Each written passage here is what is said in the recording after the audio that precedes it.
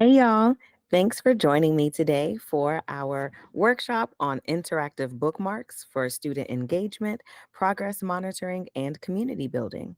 I am Maiba Carter, an academic technology coordinator at Capital City Public Charter School in Washington, D.C. So let's get started.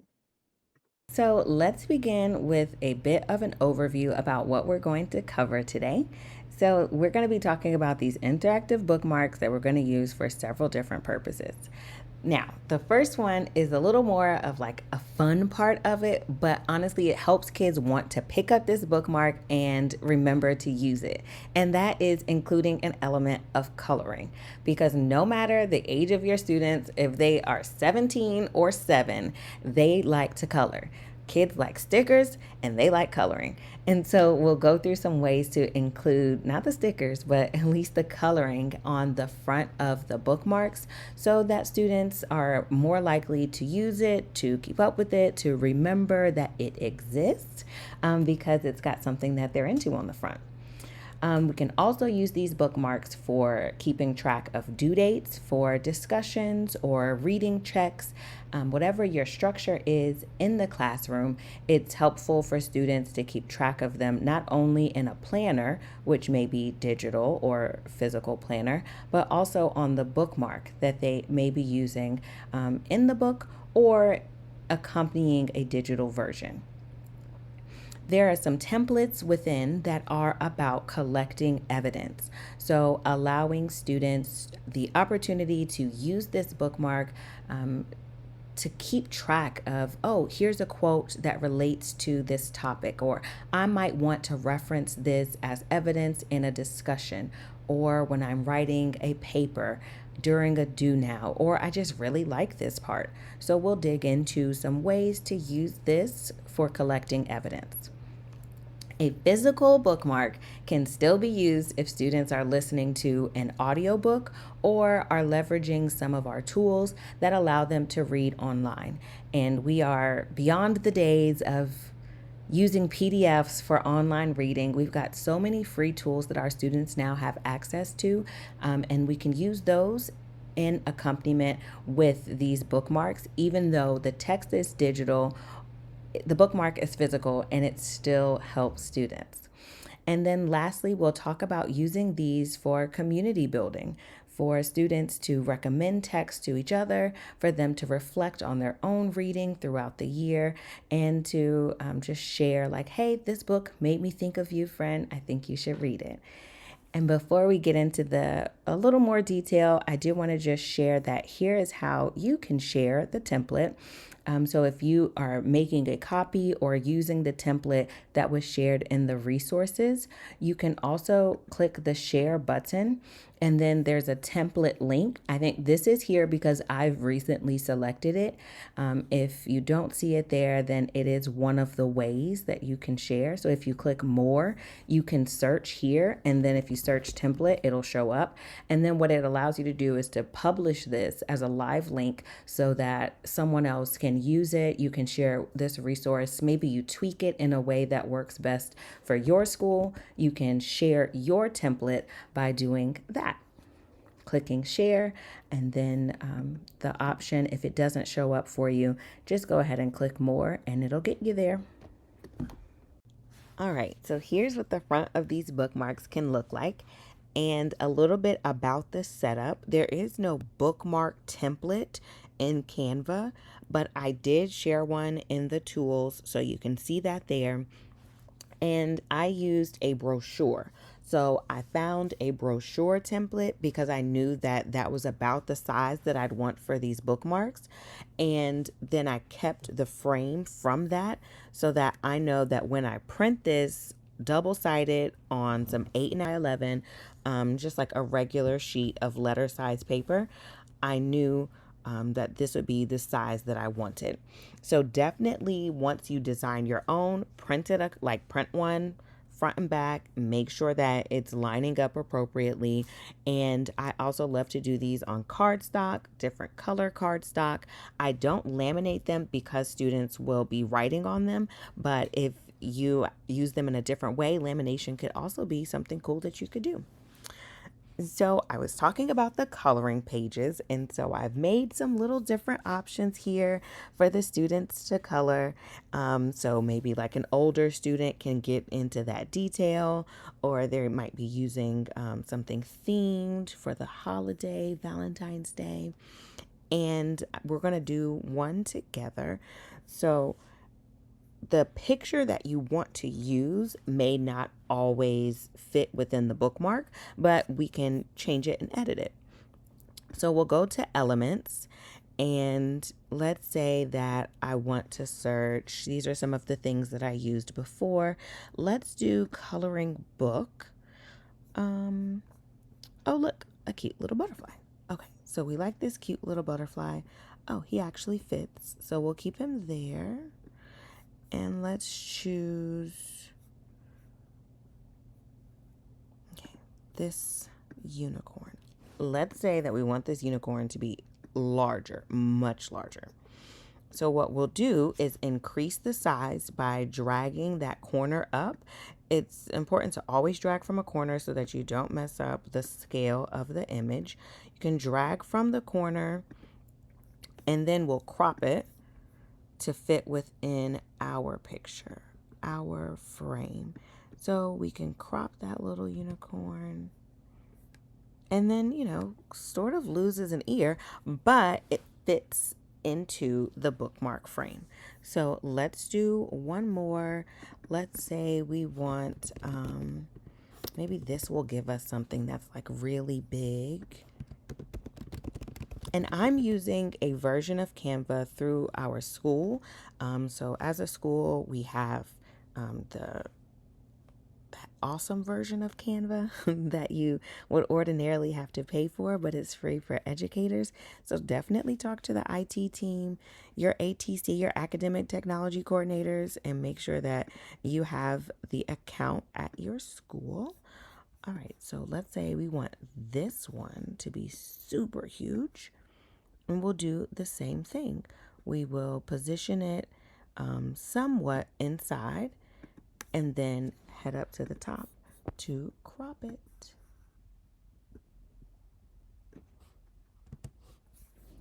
So in this way, you can find an image, and sometimes the image will be small enough that it fits. So in this one, I selected lots of different images and sort of filled them in. So we made sure that it fit. But if you want to use something that is bigger than the space provided, you can crop it, which is what we've done on these here. So a feature that's on the first three that's not on the second one is for their name. So, when you're checking out library books, some schools still have the, write your name or stamp it with the date that it's due. But if that is not the case, it's helpful to write your name on your bookmark so that if you lose your bookmark and it's not with your book, or maybe it is, it helps us to get it back to where it needs to be. So you can definitely add a name slot somewhere down there. All right, so let's jump into this first version of what can be on the back of these bookmarks. So the front has that coloring feature, and the back will be more of the like utilitarian part for students to use in school. So we've got three different options here. One includes the book title, and you, as the teacher, would backspace this and replace it with the title of the work and include the author's name here. You can also just erase this altogether and let students write it in if we're doing like choose your own text, or if students will be in small groups and they'll have different books. So you can leave this blank or fill it in with the specific title. And then there are three different versions here for us to look at. So this first one includes due dates. For some reading checks, students can write the date here and then what type of assessment beside it. You'll notice that I've grouped together these lines. This is an easy way to add additional lines so you don't have to keep dragging it across. So although I did that the first time, I made a line. You can group things by selecting them all. So I'll ungroup this so that I can show you. So you can select by clicking and dragging your mouse, and then the option will be there to group it. So if I'm going to be moving some lines, or if I know that I want to recreate several sections of the same thing, I can select it by clicking, dragging all of the ones that I want to be included in that group, and then clicking group. So now if I move it, they move together. So this one includes some due dates and also some new vocabulary words, as well as the page number that it's from. So this works really well for students who are in high school. I've used it with 12th graders. You can use it with students who are a little more self-aware to say like, oh, I don't know what this word means. I'll write it down. And then maybe there will be some sort of assessment that brings that back into the classroom. So then the next bookmark is for, researching a specific topic. Okay, so if students are having a Socratic seminar or a fishbowl, maybe each group or student is looking for evidence that really connects to one particular topic. I like to use this in the AP literature, English Lit, and composition class, so that when students are writing and their free response questions, they might say like, okay, I know that this book is about love. What is a thematic statement that I can create that is around love or hardship or growth or parenting? And so they'd put this topic that they want to research here, and then they can add the page number with a couple of lines of the explanation. So if to encourage students to use this, I'd say, you know what, when we have our free response time and we're writing in class, it's a timed write, you can actually use your bookmark. So you have your bookmark that tells you on these pages, you know that this topic comes up. It's also super helpful in discussions. So if students are in book groups and they want to talk about something, they don't have to be flipping all those pages. They've got their bookmark that tells them that this topic was discussed on this page. I've also found that this really helps to differentiate. So for students who may benefit from sentence stems during a discussion or from knowing when it will be their turn to speak, this bookmark can aid them in a similar way.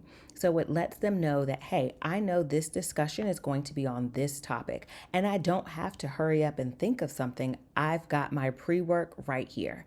I can use my bookmark to keep track, like, okay, the conversation is shifting away from this topic into one that I've got on my bookmark. So let me go to that page number so that I can be more prepared and comfortable to jump into the conversation. And the last version of this trio is just cool quotes. So sometimes students like to, as they're reading, something might pop out to them, and we might even have a discussion just around that, or a free write or a do now about what's a quote from this text that really resonated with you. And so it's a place for them to collect these by just writing the first few lines of it and the page number, so they don't have to write the entire thing. I once had a kid write an entire paragraph of a quote on their bookmark. And I was like, look, it's full. And I was like, no, friend. So that's why I changed it to be just the first few lines. So students can write the first few lines of it, the page number, and then it helps them to go back to easily reference it. That is also really useful during writing if you're going to require students to use textual evidence from the text to support their claims. You'll notice that the next three bookmark options look very similar, but there are some slight differences. So these are for if students are engaging with the book in a digital format.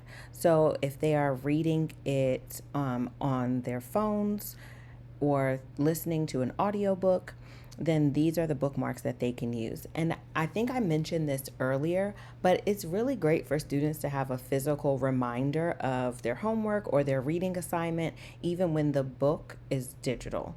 So they can have a planner, but also this bookmark. Sometimes I'm coloring on it. Oh, look, I turn it over. I have a reading check. So it can help them to do the exact same things as if it were literally keeping their place in their book, because it just serves as a physical reminder. So I have referenced a couple of these tools that you'll see in the supplement, but we're going to look at Libby and Sora. And both of these are components that are from Overdrive. So we can start with Libby. It is completely free. So, as long as students have a library card, they are able to access Libby. So, what I love about it is that students don't necessarily have to have a Kindle or a specific device. They can do this on the computer, they can do it on their phones.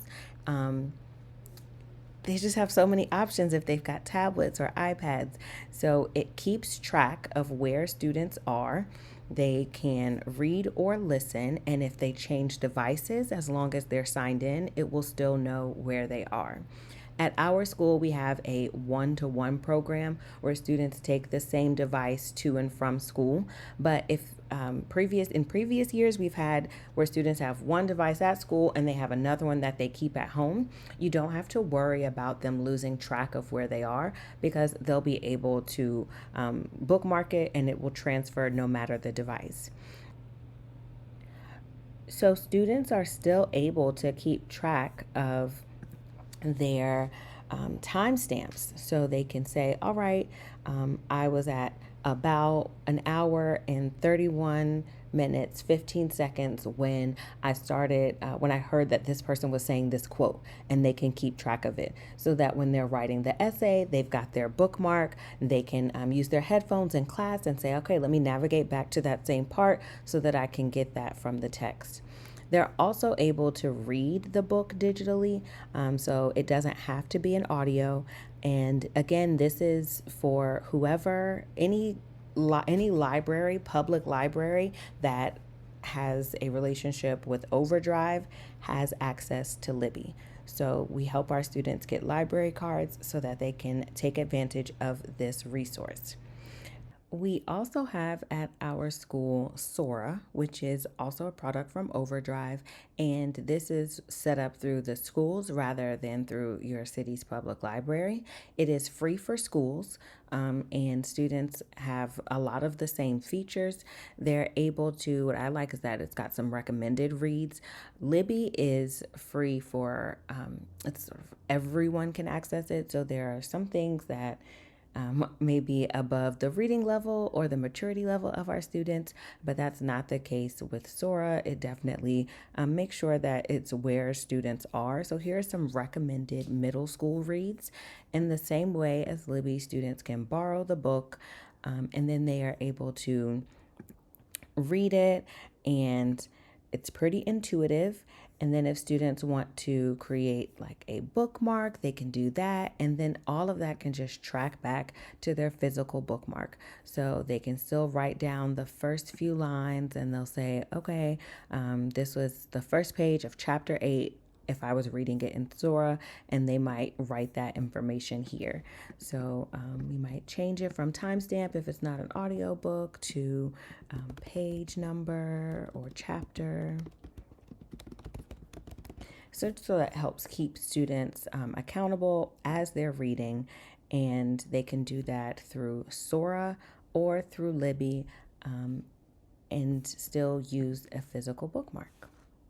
This last set of bookmarks is geared more towards library usage rather than classroom usage, but it can definitely work in any context.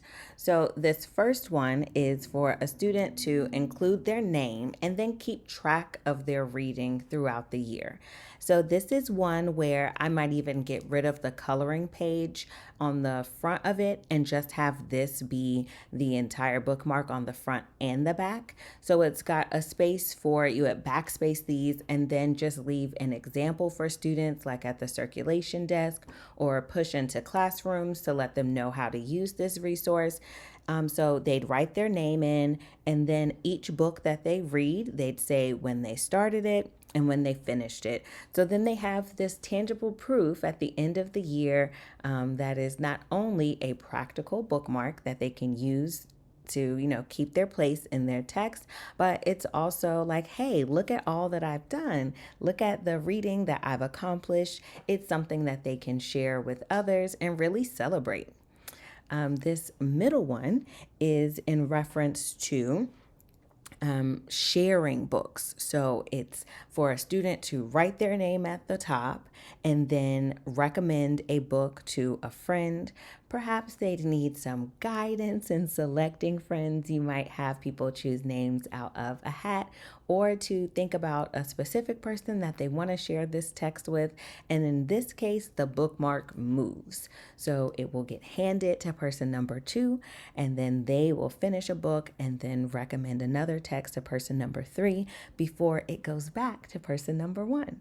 So I really like this for engaging a community around reading, for really creating that culture of reading. So if there's some sustained silent reading time or in a homeroom or a crew, this could really help students to lean into that literacy, to get excited about reading.